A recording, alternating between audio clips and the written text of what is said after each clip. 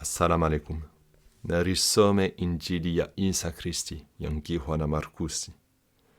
Isa avenushia maswahaba yake. Baada Isa arejea hai asubuhi ya siku ya kwanza ya mfumo, amvenushia kadimu Mariama wa Magdala, ule akaamtolea mazetwani 7. Mshumama ule andre ajuza habari ine hawale wakana Isa, walioomba wakaharimwa usikitifu na shililo. Ivo wakiaomba Isa ahai tena amuono, kawa mwamini. Baada ya vale, avenushia hasura yongina waili harimwa maswahaba yahe wakanziani, wakwenda malavuni.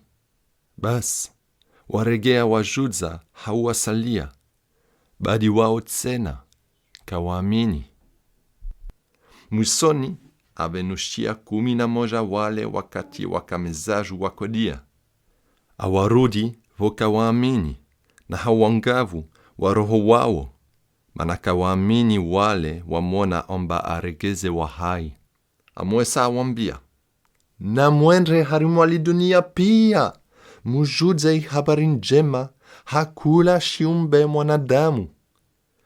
Uo atsoaminio, amwesa atsobaishi wao, atsohuyiwa.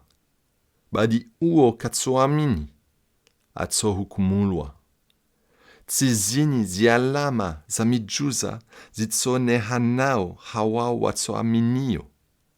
Halidzina langu, watsotoa mazetwani.